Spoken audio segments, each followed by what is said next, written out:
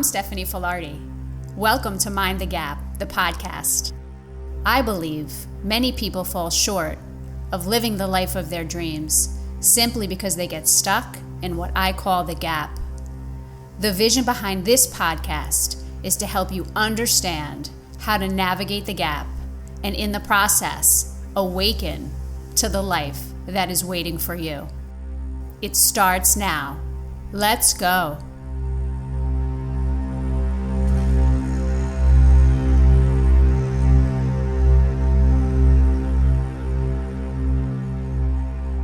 Hello, friends. Welcome to the podcast. Let us begin by taking 3 conscious, super conscious breaths today, since you are so skilled now at the practice. So when you're ready, inhale, filling up. Exhale, release, let go. Inhale, fill up. Exhale, let it go. And one more time, big breath in. Exhale, release, let go, surrender, and arrive in the present moment. Today, I will be speaking about meditation, also known as mental mastery. So why? What is meditation? Why do we practice? Who cares? I think that it is important to start the conversation around some of the myths of meditation. In my experience of over 20 years of practicing and teaching, I have found that many people either don't get started with a practice or end up quitting a practice because of the 3 big myths. The first one, you shouldn't have thoughts. There is this idea, an erroneous, false idea, that meditation is about not having thoughts. That's not true. The second thing is there's this idea that it has to be done right, so that there's a perfect way to meditate. And the third is that it's always blissful and pleasant and peaceful. And I'm here to tell you that that is not the case. So what is the case? Well, more on that in a second. But first, I want to explain a little bit more about why we meditate. What's the point? What is it and why do we do it? Basically, meditation is the opportunity to sit in stillness and focus on our breath. And the breath is our gateway to awareness.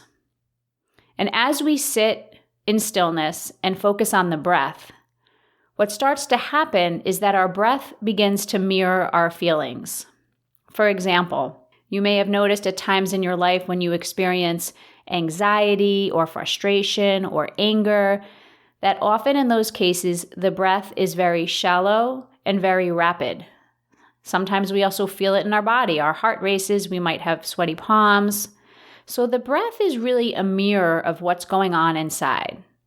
So when we sit in meditation and we focus on the breath, and then we begin to slow down and deepen the breath, we begin to open that gateway of awareness and check in with how we're feeling. Now, many times people come to meditation initially because they have maybe tried other ways of relaxing that don't work. Some people come to it because they hear that it helps you focus or sleep better. And yes, that's true. And those are some of the reasons why I initially came, as I shared with you, because I was looking for a way to deal with the transitions in my life. So many times people initially come to the practice for relaxation, focus, sleeping better, for the benefits, right?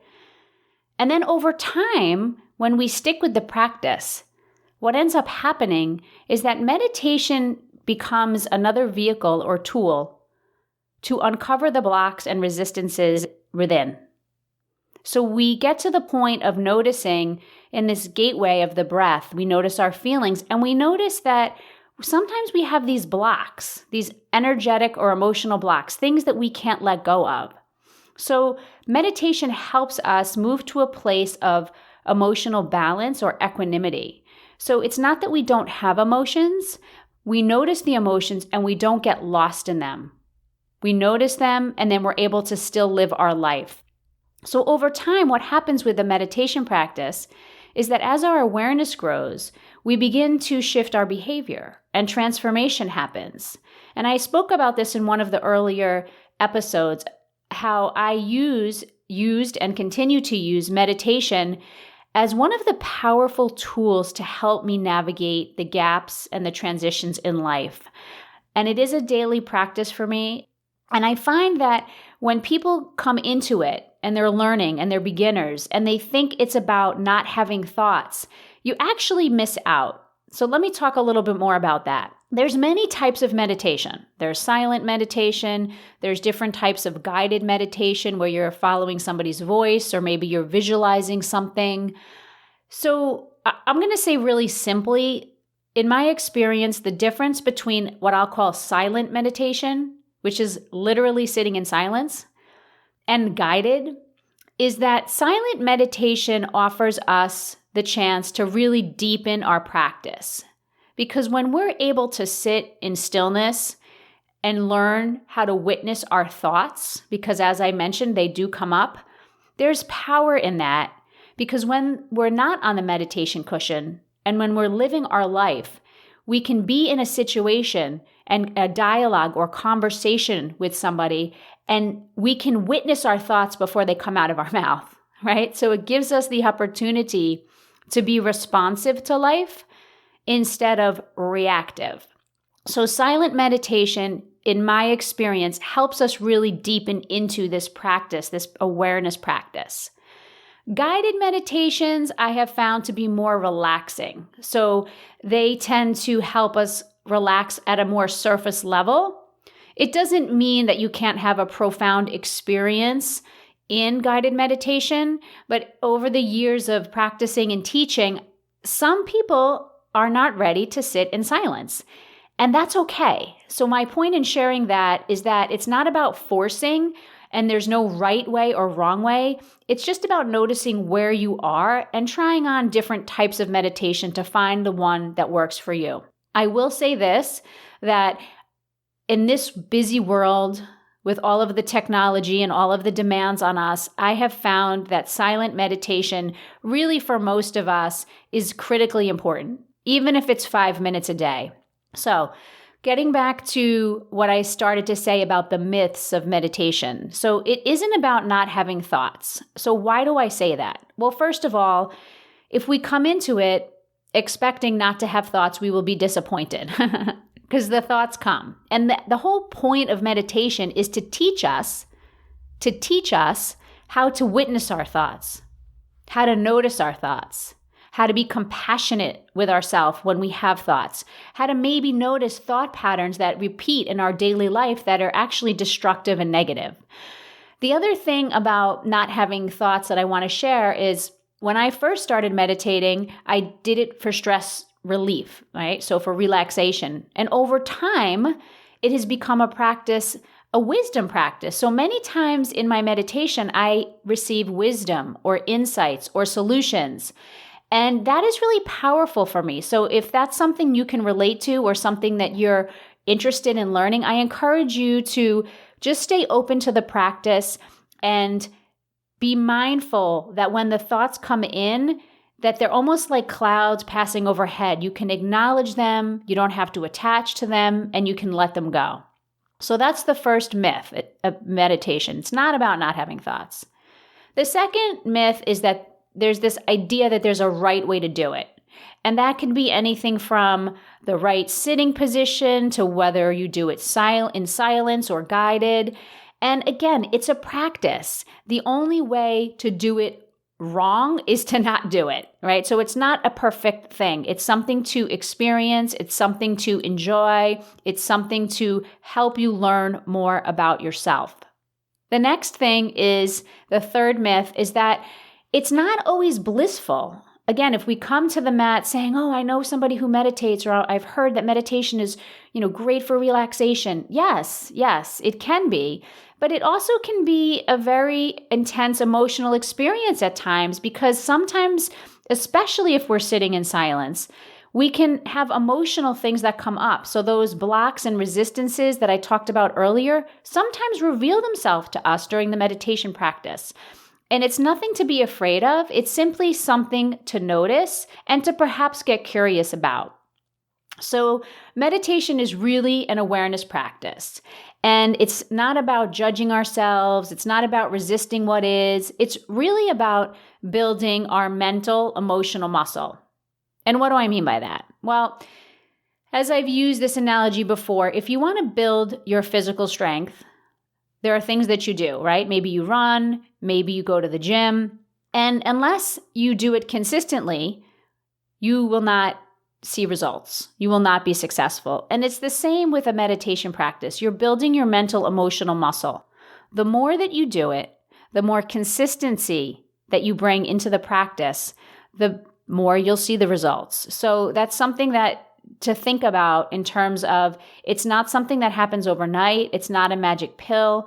And the more that you practice it, again, it's always a practice, no matter how long you've been doing it, the more you will see the benefit. So as you practice and as your awareness grows, then what starts to happen is that when you're faced with challenges or choices in your life, there's this vastness that happens. It's almost like this whole other realm of possibility opens up and choices appear that maybe you didn't see before because energetically you were blocked or because maybe your nervous system was really maxed out. So that's really where the magic starts to happen in meditation, is when you start to practice consistently and you start to bring your nervous system to a place of calm and your awareness grows. You might see an answer to a question you had, or you might see another possible outcome. And what I like to call this is being aligned, right? So when we're aware and when we can see all of our options, we are better able to access the truth of who we are and what the right choices are for us. And once we do this, this is when the practice of meditation becomes truly transformational, right? Transformational. We hear that word a lot. Transformation, transformational coaching. And it's a big word. And I want to just say this, that one of the results of becoming more aware is really the opportunity to transform something in your life. Because when you start to become aware or you start to awaken, you start to see those choices and your perspective starts to shift. And then once your perspective starts to shift and you see choices that maybe you didn't see before, then you can begin to make choices that align better with who you are, with your truth. And that's when really the transformation and change starts to happen, right? Because until you make different choices, you're going to have the same outcomes, right? So if you want a different outcome, you have to make a different choice, right? So change equals transformation. And most of us don't go through life wanting change, right? Most of us are a little fearful of it. So it's very healthy to have those feelings of discomfort, which is again why the practice of meditation can be so powerful, because when we can sit with some of our choices or possible choices and feel those emotions coming, if we feel stuck and we come back to our breath, we can actually calm our body down and come back to that place of clarity. The other thing, I'm going to give you an example of this in a moment, how we can use this meditation practice as a tool for transformation. But something I want to reiterate is it's important that if you're serious about meditation and you either want to deepen your practice or you want to begin a practice, that you get some kind of support, right? So find somebody or find a group. Sometimes people benefit from doing things in groups. Some people like to do it on their own. In my experience, most people initially like to have group support. So just like anything in life, if you're embarking on something that requires change and requires a lot of shifting and emotional energy, it's important to get that support. So I really can't reiterate that enough.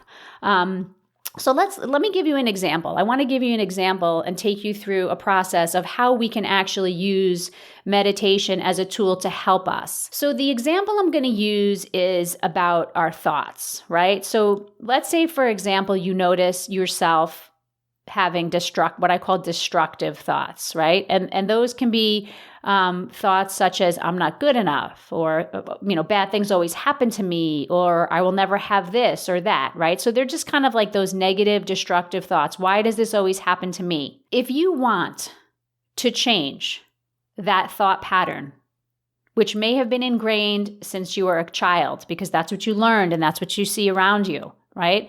If you want to really change that thought pattern, meaning when you start to have that thought, you stop it in its tracks, then you first have to be aware that you're even having it, right? So you can use the practice of meditation to sit in awareness and realize, wow, look at how often, look at the frequency in my day where I have those negative thoughts that are so habitual that we don't even know it because it's just part of us. And you may not even utter a word. You may not even share that feeling, that sentiment, but if it's in your head as a thought, it's out there as energy. And you know this from previous talks and from simply living your life, that if you stay in those destructive thought patterns, you start to feel bad.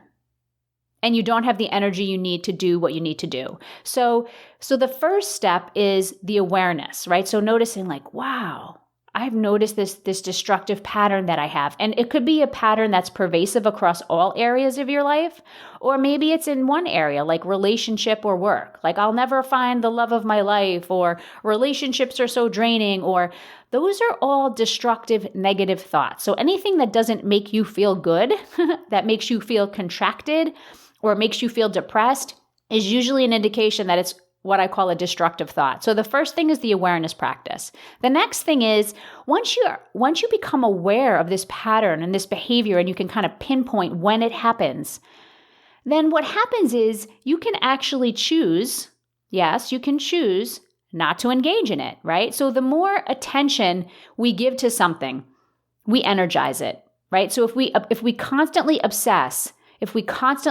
about these destructive thoughts, then what ends up happening is we just give them more energy. And at some point in time, if we want to change, if we want transformation, if we want a different outcome, we have to be able to stop it. And that's the third piece of this is taking action. So meaning when you notice that destructive thought coming, when you notice it, you stop, you take a breath, and you choose another thought. You have what I call an anchor thought.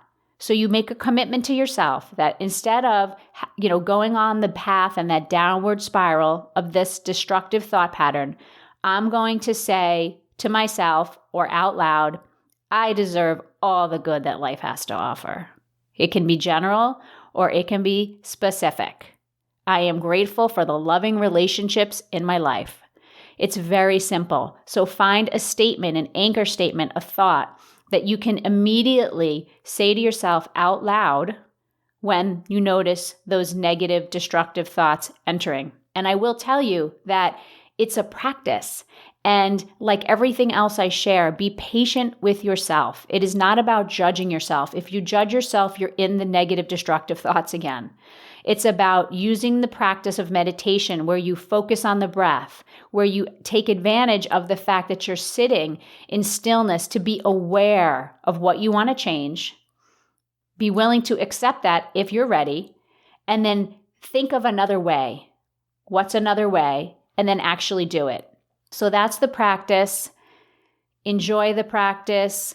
Remember, when you slow down your breath, you slow down your heart rate, you slow down your mind rate, and you bring yourself back into the present moment. One final thing that I want to share with you is a few episodes ago, we talked about values in episode 7, and we talked about goals in episode 9. So meditation is a fantastic tool to bring into this conversation. So I'll leave you with this example. There's many people that I talk to that one of their values is having a strong family, right? And that can mean different things for different people, but it usually means having loving connections, having trusting connections, feeling like the person in your life and people in your life have your back and support you. So let's say one of your values is having strong family. So one of the things that might derail you from that or might be a challenge is that perhaps you have anger issues, right? So anytime there's a communication or there's a conversation about maybe a challenging topic, instead of being able to communicate that lovingly and kindly and with truth and integrity, it ends up in anger and there's a fight, right? So that goes against your value of having this strong, loving family. So what's an action step? What's an action step that you can take to deal with that anger, to support that value of having that strong family? And maybe it's a meditation practice, because when we sit in meditation, as I've shared with you, we can actually start to notice why the anger or why the reaction we're having. So pulling it together, having your values, having your goals. The third piece of that is an action step, and meditation is a fabulous tool to integrate into your world to help you get where you need to go. That's all. Let's go.